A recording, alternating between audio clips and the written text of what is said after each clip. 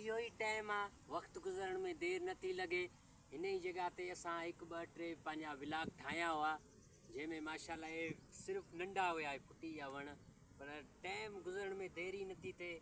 त अॼु माशाल्लाह बिल्कुलु तयारु आहिनि ऐं ख़ूबसूरत आहिनि। त रियाज़ भाउ वक़्तु जेको सो गुज़रे थो का ख़बर ई कोन थी पए। बिल्कुलु गुलाम शबीर तव्हांजी ॻाल्हि सही आहे। बिल्कुलु वक़्तु वाक़ई तेज़ी सां गुज़रे पियो ऐं ज़िंदगी बि असांजी तेज़ी सां गुज़रे पई।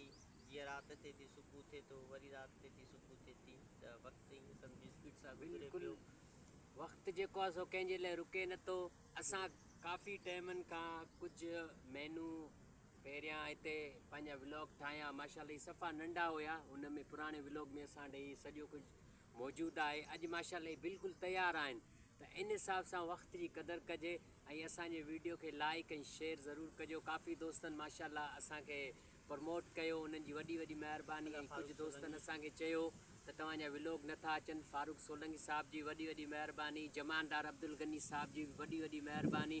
इंशाल्लाह हाणे रोज़मरह जा असांजा व्लॉग ईंदा रहंदा। ऐं कुझु टाइमनि खां असां मसरूफ़ हुआसीं, उहो असां पंहिंजे पहिरें व्लॉग में चई छॾियो आहे। त असांजे वीडियो खे लाइक ऐं शेयर ज़रूरु कजो।